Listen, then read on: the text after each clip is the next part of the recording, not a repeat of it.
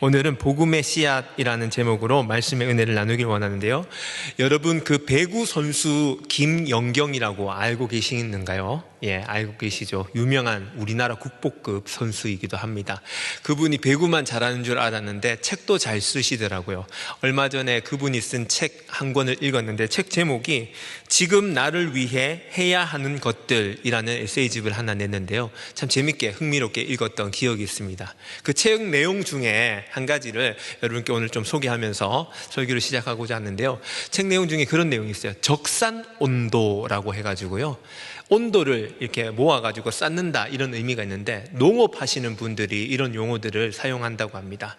그 식물들, 작물들은 저마다의 싹을 틔우는 자기만의 온도가 있다고 해요.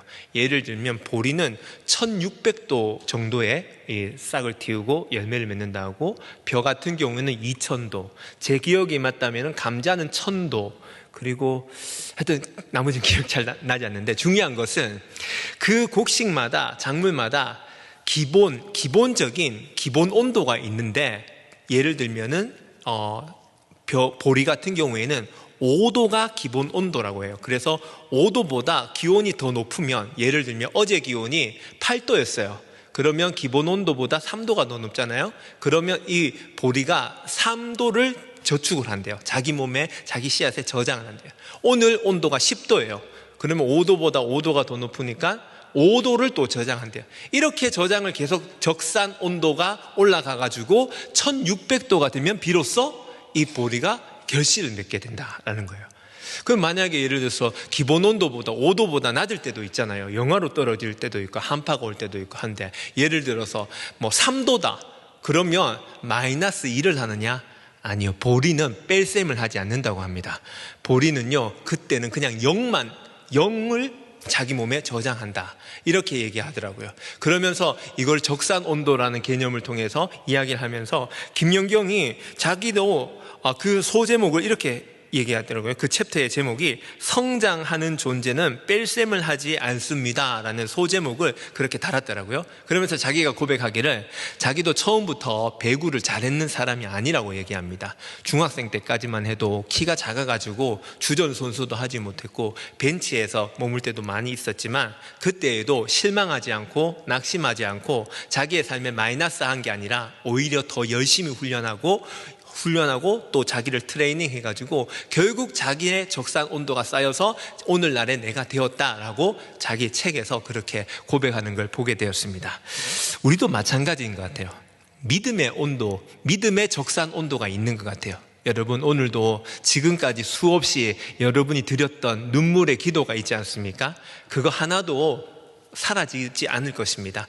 우리 하나님께서 하나하나 차곡차곡 여러분의 기도를 쌓아두시고, 그리고 여러분이 헌신과 교회를 위해, 하나님 나라를 위해 땀 흘렸던 그 모든 눈물들을, 그리고 헌신의 땀방울들을 하나하나 적산 온도처럼, 그래 믿음의 적산 온도로 쌓으셨다가 언젠가 그 때가 되면은 우리의 기도에 응답하실 것이고, 우리 여러분의 섬김을 통해 아름다운 열매가 맺혀지게 될 줄로 믿습니다. 오늘도 말씀 듣는 시간입니다. 사실 지난주에도 말씀 들었고 오늘 새벽에도 말씀 듣고, 우리가 이런 걸 생각하면 말씀 들었지만 별 크게 달라지는 건 없지 않은가 이렇게 생각할 수 있겠지만, 여러분 믿음의 적산 온도가 쌓인다 생각하시고요, 오늘도 하나님 말씀 통해서 내 믿음이 자라나고 있다라는 확신을 가질 수 있게 되길 바랍니다. 오늘은 마가복음 4장 말씀 읽었는데, 예수님께서 여러 비유 중에서 스스로 자라나는 씨라는 비유를 들고 있어요. 한 절씩 살펴보면서 말씀의 은혜를 받기 원합니다. 먼저 26절 말씀을 다 같이 한 번 더 읽어보겠습니다. 26절입니다. 시작. 또 이르시되 하나님의 나라는 사람이 씨를 땅에 뿌림과 같으니. 아멘. 오늘 본문을 보시면 또 이르시되 이렇게 시작하고 있어요. 예수님께서 또 말씀하시는 거예요. 예수님이 반복해서 말씀하시는 게 있어요. 예수님의 모든 가르침과 모든 비유의 그 주제는 하나님 나라였어요. 예수님께서 마가복음 1장 14절 15절에 공생애를 시작하시면서 처음 말씀하신 게 있는데, 마가복음 1장 14절 15절 보면, 요한이 잡힌 후 예수께서 갈릴리에 오셔서 하나님의 복음을 전파하여 이르시되 때가 찼고 하나님의 나라가 가까이 왔으니 회개하고 복음을 믿으라 하시더라. 아멘. 이 내용을 핵심적인 내용을 두 가지로 요약을 하자면 하나님의 나라가 가까이 왔다. 그리고 이제 회개하고 복음을 믿어라. 한마디로 얘기하면 하나님 나라의 복음을 예수님께서 선포하셨다라는 거예요. 여러분, 예수님께서 생각하셨을 때 가장 중요한 복음은 바로 하나님 나라가 이 땅에 왔으니 너희가 회개하고 복음을 믿어라 라는 것을 말해주고 싶었어요. 그래서 모든 가르침과 모든 비유의 핵심에는 하나님 나라가 나올 수밖에 없는 거예요. 오늘 본문에서도 하나님의 나라는 이와 같으니, 하나님의 나라는 사람이 씨를 땅에 뿌림과 같다라고 비유하면서 하나님의 나라가 곧 씨앗에 비유해서 설명해 주고 있습니다. 여러분, 씨앗이라는 것은요, 아까 얘기했던 것처럼 씨앗은 그냥 처음에는 작은 그냥 하나의 모양이죠. 그런데 이 안에 생명이 있기 때문에 이 씨앗 안에 생명이 담겨 있다는 것은 씨앗 안에 뿌리도 있고 줄기도 있고 이파리도 있고 먼 훗날에는 이 안에 열매도 있다라는 거예요. 이처럼 씨앗이 곧 생명이라면 우리가 믿고 예수님이 선포한 그 복음 역시 생명인 것입니다. 복음 안에 모든 게 다 담겨 있어요. 예수님께서 가르쳐 주시고 선포했던 그 복음 안에 우리에게 주시고자 하는, 우리가 가져야 될 모든 것들이 그 안에 다 담겨 있어요. 복음 안에 구원이 있고, 복음 안에 자유가 있고, 복음 안에 치유와 회복이 있고, 복음 안에 기쁨이, 여러분 이럴 때는 아멘 하는 겁니다. 설교자가 계속 반복한다면 이럴 때는 맞장구가 이게 맞아요. 한번 다시 하겠습니다. 복음 안에 생명이 있는데, 이 안에 있다는, 복음 안에 생명이 있다는 것은 복음 안에 구원이 있고, 복음 안에 자유가 있고, 복음 안에 치유와 회복이 있는 것입니다. 아멘이죠. 예, 그렇습니다. 그런데 정말 중요한 것은 이렇게 복음이 생명이고 능력이다라고 중요한 걸 알고 있는데, 그 중요한 것을, 그 복음의 씨앗을 이게 뿌려야 되지 않습니까? 내에게도 뿌려야 되고 다른 사람한테도 뿌려야 되는데, 우리가 그것을 그냥 이 좋은 씨앗이다라고만 생각만 하고 알고만 있다라는 게 참 안타까운 사실인 것 같아요. 여러분, 예를 들어 보면은 운동이 좋은 겁니까? 나쁜 겁니까? 좋은 거지요. 근데 오늘 운동하셨어요? 비와서 못했죠. 사실은 운동이 좋은 걸 알면서도 운동을 잘 하지 못하는 우리의 삶을 보게 됩니다. 이건 사실 다른 사람 이야기 아니고 제 이야기인데요. 저는요, 사실 여러분 이래봬도 제가요, 그 피트니스 1년 회원권을 가진 사람입니다. 작년 8월 달부터 그 회원권을 취득하여 가지고 저는 언제든지 24시간 언제든지 제가 가고 싶을 때 가가지고 옷 갈아입고 운동하고 역기 들고 달리기 하고 다 할 수 있어요. 거기서 물도 마실 수 있고 샤워도 할 수 있는 그 모든 권한을 제가 작년 8월 달에 다 결제를 해놨어요. 근데 많이 못 갔습니다. 그래, 이 설교를 준비하면서 너무 양심에 찔려가지고 어제 설교 원고를 쓰면서 어제 아침에 한번 갔네요. 그래도 오늘은 비 와서 저도 못 갔고요. 우리가 이거 너무 잘 알고 있으면서도, 좋은 건 알면서도 잘 하지 못하는 경우가 있더라라는 것이죠. 하나님 말씀이 복음의 씨앗이 되고, 이 말씀이 능력이 있다, 말씀이 정말 좋은 것 알면서도 이걸 직접 뿌리지 못하는 우리의 모습을 보게 되더라라는 것이죠. 심지어는요, 우리 안에 뿌리긴 뿌렸어요. 복음의 씨앗이 우리 안에 뿌려졌기 때문에 사실 우리가 예수 믿었지 않습니까? 그것을 누리고 살아가야 되는데, 복음의 씨앗만 우리 안에 있는 게 아니더라라는 게, 제가 묵상을 좀 해보니까요, 복음의 씨앗과 더불어서 원수가 뿌려놓은 가라지 씨앗인데, 이걸 제가 이름을 좀 바꿨어요. 이거는 어떤 이름이냐, 복음의 씨앗과 반대되는 독음의 씨앗입니다. 복이 아니라 독이 되는 씨앗을 우리 가운데 우리가 뿌려놓은 것들이 많아요. 복음과 독음은 비슷한 것 같지만 완전히 차원이 다른 거예요. 복음은 복된 소식이죠. 복음은 독이 든 소식입니다. 그래서 복음은 우리를 살리지만 독음은 우리를 죽입니다. 복음은 하나님께서 행하신 하나님의 이야기지만 독음은 하나님이 없는, 하나님이 없다고 이야기하는 세상이 추구하는 가치관과 그들이 이야기하는 이야기들인데, 이 복음의 씨앗이 우리 안에도 뿌려져 있더라. 우리 안에는 그래서 복음의 씨앗도 있고 도구 메시아도 있어가지고 우리 안에 이게 막 엉켜 있는 것 같아요. 그래서 어떻게 보면은 이것이 잘 자라내지 못하지 않을까라는 생각도 해봅니다. 여러분, 이럴 때에 우리가 해야 할 것이 무엇이겠습니까? 복음의 씨앗뿐만 아니라 도금의 씨앗이 우리 가운데 침투해 있다면 우리가 해야 될 건 뭡니까? 우리의 마음밭을 기경하고 우리 마음밭을 갈아엎어야 되지 않겠습니까? 이거 그냥 두어서는 안 되지 않겠습니까? 이거 갈아엎어야 되는데 복음의 씨앗과 도금의 씨앗이 섞여있는 이 마음밭을 갈아엎고 새롭게 할 수 있는 방법이 무엇일까라고 생각을 해보면 여러분 한 번쯤 이런 예화들 많이 좀 들어보셨을 거예요. 물컵에 유리잔에 생수가 담겨 있어요. 생수의 색깔은 투명하고도 맑은 색깔이겠죠. 그런데 원수가 여기에다가 독국물, 먹물 같은 걸 검은색을 탁 뿌려놨다고 생각해 보세요. 그러면 먹물이 떨어지는 순간 이 맑은 물이 검게, 아주 검게 변하게 됐죠.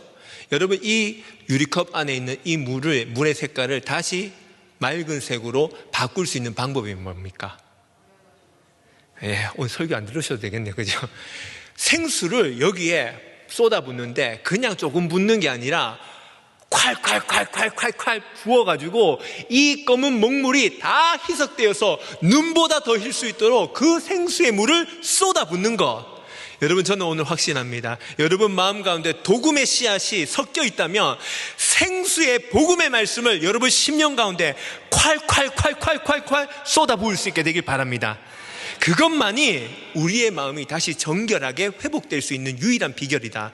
여러분, 복음의 이 생수의 강은요, 하나님의 말씀으로부터 오게 되는 것입니다.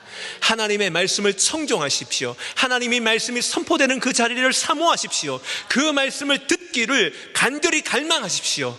그리고 그것을 내 마음 가운데 쏟아 부으십시오. 말씀을 날마다 암송하시고 들으시고 말씀 부여잡고 몸부림쳐 나가는 그 시간들, 여러분, 그 시간들을 통하여서 도금의 씨앗들이 우리 안에서 뽑혀지고 제거되어지는 놀라운 은혜의 역사가 있게 될 줄 믿습니다. 그 결국은 무엇을 심겨 있느냐, 무엇을 더 집중할 것이냐. 갈라디아 6장 7절에서 8절 말씀, 스스로 속이지 말라. 하나님은 업신여김을 받지 아니하시나니 사람이 무엇으로 심든지 그대로 거두리라. 자기의 육체를 위하여 심는 자는 육체로부터 썩어질 것을 거두고 성령을 위하여 심는 자는 성령으로부터 영생을 거두리라. 아멘. 여러분, 성령을 위하여, 하나님 나라를 위하여 복음의 씨앗을 많이 심을 수 있게 되길 바랍니다. 오늘도 그 연장선에서 그 복음의 씨앗을 가지고 우리 안에 뿌려 놓았다면, 그렇다면 두 번째 메시지, 첫 번째 메시지는 복음의 씨앗을 우리가 뿌리자라는 것인데, 두 번째 메시지는요, 우리 27절과 28절을 한번 읽어보겠습니다. 27절과 28절입니다. 그가 밤낮 자고 깨고 하는 중에 씨가 나서 자라되 어떻게 그리 되는지를 알지 못하느니라. 땅이 스스로 열매를 맺되 처음에는 싹이요 다음에는 이삭이요 그 다음에는 이삭의 충실한 곡식이라. 아멘. 두 번째 메시지는요, 복음의 씨앗은 하나님이 자라게 하신다라는 거예요. 하나님이 자라게 하신다. 오늘 여기 방금 읽었던 본문에 흥미로운 장면이 있어요. 농부가 씨를 뿌렸습니다. 그 다음 농부가 무슨 일을 하느냐 좀 상상을 해보면은 이렇게 얘기하죠.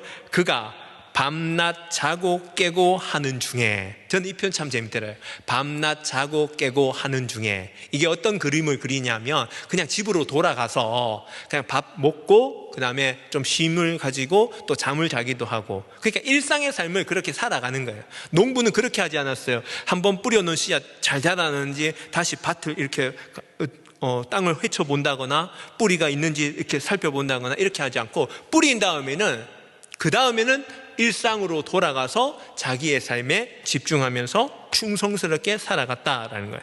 그러니까 주목할 것은 이 농부가 이 씨가 어떻게 해서 자라나는지 농부가 알지 못하는 거예요. 농부가 이해할 수 없고 농부는 설명하지 못해요. 그러나 씨 자체의 능력이 있어서 생명력으로 인해서 자라나게 되었다. 이건 다시 말하면 하나님께서 그것을 자라나게 하신다라는 거예요. 특별히 28절에 그것을 강조하고 있는 굉장히 중요한 단어가 이 마가복음에만 쓰인 단어인데요, 스스로라는 이 단어가 쓰여 있어요.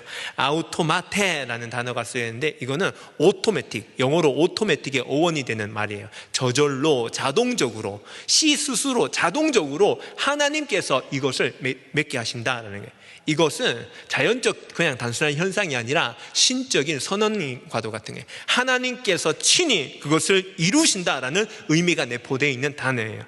여러분, 복음을 심지 않습니까? 심기만 하면 그 다음에, 심는 거는 내가 할 수 있지만 그거 자라게 하는 건 내가 하는 게 아니에요. 내 능력 바깥이에요. 하나님께서 하신다라는 사실을 꼭 기억할 수 있기 바랍니다. 고린도전서 3장 6절에서 7절, 나는 심었고 아볼로는 물을 주었으되 오직 하나님께서 자라나게 하셨나니 그런즉 심는 이나 물 주는 이는 아무것도 아니로되 오직 자라게 하시는 이는 하나님뿐이니라. 아멘. 심는 이도 필요하고 물 주는 자도 필요한데 자라나게 하시는 분은 오직 우리 하나님뿐이시다라는 거예요. 아까 서두에도 말씀드렸다시피 적산 온도의 개념을 좀 생각해 보면은 보리가 매일매일 자기의 온도를 저축합니다. 1600도 쌓일 때까지 자기 저축합니다. 복음의 씨앗도 마찬가지입니다. 우리가 매일매일 같이 복음을 전하고 복음으로 활동하고 살아갑니다. 당장 어떤 반응이 일어나지 않을 수 있어요. 그러나 믿음의 적산 온도가 쌓일 때가 있어요. 하나님께서 열매를 맺게 하실 때가 분명히 있다라는 거. 그래서 저는 확신해요. 복음의 역사는 반드시 나타나게 된다라는 거예요. 때로는 실패할 수도 있어요. 우리의 생각대로 잘 이루어지지 않을 수도 있어요. 그러나 하나님은 우리의 삶 가운데 마이너스를 허락하지 않으시고 감점을 주지 않으시고 그것들을, 그 실패까지도 쌓아서 결국은 하나님의 때에 아름다운 열매를 맺게 해 주신다라는 사실입니다. 여러분, 이 사실이 우리 가운데 큰 용기와 위로가 되고 때로는 담대함이 되는 거예요. 탁월하지 못해도 괜찮아요. 일단은 우리가 해야 될 건 심기만 하면 그 다음은 하나님 역사하신다라는 거예요. 그렇다면 중요한 것은요, 이거 심은 다음에 우리가 해야 될 게 뭡니까? 어떤 걸 해야 되냐면 농부가 했던 것처럼 하면 됩니다. 아까 농부가 뭐 했다고요? 밤낮 자고 깨고 하는 주네. 우리가 복음을 뿌렸다면은요, 그냥 편안하게 일상의 삶을 살아가는 겁니다. 그냥 밤에 제때 되면 식사하시고 주무시고 또 아침에 일어나셔서 또 직장생활 또 하시고 자녀들 양육하고 또 내게 주어진 삶을 또 살아가는 것. 여러분, 이게 복음의 사람, 복음의 씨앗을 뿌리고 하나님이 자라게 하신다는 것을, 그 하나님을 믿는 사람들의 믿음의 생활의 모습은요, 일상의 삶 자체가 그냥 아주 충성스럽게, 아주 자연스럽게 살아가더라라는 것입니다. 우리가요, 왜 일상생활이 흔들리고 불안한 줄 아십니까? 자꾸만 내가 뭔가를 자꾸 다 하려고 해요. 모든 결과도 이것도 내가 관철시켜야 되고 이것도 달성해야 되고 내 방법대로 모든 걸 이렇게 하려고 하면요, 언제나 실패와 또 불안과 근심밖에 우리 가운데 찾아오는 게 없더라고요. 여러분, 복음과 정말로 이 비복음의 가장 큰 차이는, 복음은요, 내가 하는 게 아니에요. 하나님이 하신다라는 사실을 꼭 믿는 거예요. 그래서 제가 늘 강조하는 게 있습니다. 저는 정말 제 개인의 고백입니다. 전 진짜 이 고백으로 살아가는데, 제 영성을 만약에 표현한다면은 저는 하하하의 영성이에요. 하하하의 영성 한 번쯤 들어보셨죠? 하나님 하고 싶은 대로 하십시오. 제 삶 가운데 하나님께서 저를 이 땅에 보내셨잖아요. 여러분도 마찬가지입니다. 하나님이 여러분을 이 땅에 보내셨잖아요. 그러면 여러분을 향한 하나님의 놀라운 계획이 있을 거잖아요. 하나님께서 이 땅에 여러분을 심으셨어요. 그러면 하나님께서 하나님이 방법대로 하나님이 원하시는 그때에 맞게 원하시는 장소에서 여러분의 열매를, 꽃을 피우실 것이다. 저는 이 확신이 있습니다. 여러분에게도 이 믿음이 있길 바랍니다. 내가 하는 게 아니에요. 하나님 하신다라는 사실. 여러분, 이 사실 하나만으로도 우리 마음 가운데 참 평안이 찾아와요. 여러분, 그러니 너무 염려하지 마셔요. 여러분이 하시는 것은 기도하고 맡겨버리는 거예요. 하나님께 맡겨 놓으면은 하나님께서 믿음의 적산 온도가 쌓일 때에 아름다운 열매를 맺게 하신다라는 거 강조합니다. 복음의 주어는 내가 아니라 하나님이다라는 거 꼭 기억할 수 있길 바랍니다. 마지막 세 번째입니다. 29절 말씀을 다 같이 한번 읽어보겠습니다. 29절 시작. 열매가 익으면 곧 낫을 대나니 이는 추수 때가 이르렀습니다. 아멘. 세 번째 메시지 받고 싶은 것은요, 이 추수 때를 준비해라 라는 거예요. 추수 때를 준비해라. 여러분, 우리가 추수 때를 준비해야 되는 이유가 있어요. 왜 추수 때를 준비해야 하냐면 반드시 추수 때가 오기 때문입니다. 여러분, 이게 감으로 잘 다가오지 않으시죠? 인생에 있어서 우리가 하나님으로부터 생명을 받아서 이 땅에 살아가고 있습니다. 우리 언제까지 살 수 있을까요? 네, 부르시는 날까지죠. 근데 그게 천년 만년이 되진 않을 것 같아요. 그죠?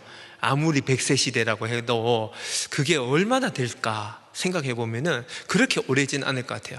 찬송가 가사에 보면은요, 찬송가 330장 보면은 어두운 밤 쉬되리니 이런 찬양이 있는데요. 어두운 밤 쉬되리니 내 직분 지켜서 일할 수 없는 밤이 속히 오리라. 이게 마지막 가사입니다. 일할 수 없는 밤이 속히 오리라. 우리가 언제까지 계속 잘 열심히 일할 수 있을 것 같죠? 그런데요, 우리가 생각지도 못했던 그 시간에 일할 수 없는 그 밤이 우리 가운데 찾아올 때가 있어요. 그때는 우리가 하나님 앞에 서야 될 때입니다. 여러분, 그때를 잘 준비하셔야 돼요. 이게 마가복음에서 굉장히 강조하고 있는 거예요. 마가복음은요, 아까 얘기했던 것처럼 예수님께서 1장부터 처음부터 예수님께서 뭔가 마가복음을 좀 읽어보면은 뭔가 급한, 긴급한 어떤 뭔가 분위기 자체가 급하다라는 게 느껴져요. 그래서 마가복음에 제일 많이 나오는 단어 중에 하나가 즉시, 곧 뭐 이런 단어들이 많아요. 마가복음 1장에서는요, 예수님 뭐 그런 탄생 이야기 이런 거 없습니다. 바로 세례받고 제자 부르고, 마가복음 1장에서 바로 귀신 들린 사람 쫓아내고, 마가복음 1장 오늘 집에 가서 읽어보시면 곧이라는 단어가 무려 10번이나 나옵니다. 10번. 엄청나게 복음의 긴박성을 강조하고 있는 책이 이 마가복음인데, 그 마가복음에 이렇게 강조하면서 우리 가운데 이야기하고 싶은 메시지가 뭐냐? 너희 임박한 종말론에 대해서 이 추수 때가 다가올 때에 이것을 너희가 준비해라 라는 거예요. 근데 과연 이걸 어떻게 준비할 것이냐? 아까 예수님께서 말씀해 주셨어요. 이 마가복음 1장 15절 말씀에 때가 찼고 하나님 나라가 가까웠으니 회개하고 복음을 믿어라. 저는 이 말씀을 오늘 이렇게 바꾸어서 얘기하고 싶어요. 너의 마음 가운데 비본질적인, 비복음적인 모든 것들은 다 제거하라. 이것이 우리가 오늘 해야 할 회개의 구체적인 내용입니다. 특별히 마가의 이 마가복음을 기록한 이 마가가 있지만, 마가는 사실은 베드로의 이 제자였다고 하거든요. 베드로의 서기관으로서 베드로의 역할을 많이 했는데, 베드로부터 영향을 많이 받았는데, 베드로도 이런 비슷한 종말의 때를 준비하면서 이런 말씀을 해요. 베드로 전서 4장 7절 말씀해 보면 이런 말을 해요. 베드로가 뭐라고 얘기하냐면, 만물의 마지막이 가까이 왔으니 그러므로 너희는 정신을 차리고 근신하여 기도하라 라고 얘기해요. 여러분, 추수를 준비할 수 있는 가장 좋은 방법은요, 정신을 차리고 근신하여 기도하라. 저는 오늘 이 맥락에서 이 말씀을 좀 적용을 해서 오늘 기도의 자리로 나갔으면 좋겠는데, 무엇을 기도할 것이냐? 제가 요즘 조금, 이건 제 개인적인 생각입니다만은, 우리의 기도를 돌아보면 한 번씩 이런 생각을 할 때가 있어요. 야, 이거 교회 안에서 이렇게 열심히 이렇게 기도하는데, 사실 이 기도하고 제 고향 대구에 가면은 동화사, 불국사 이런데, 그런 데서 기도하는 사람들의 기도와 과연 뭐가 다르지? 라고 생각해 보면은 우리도 똑같이 달라고 하고요. 우리는요, 막달라 마리아식 기도를 많이 하잖아요.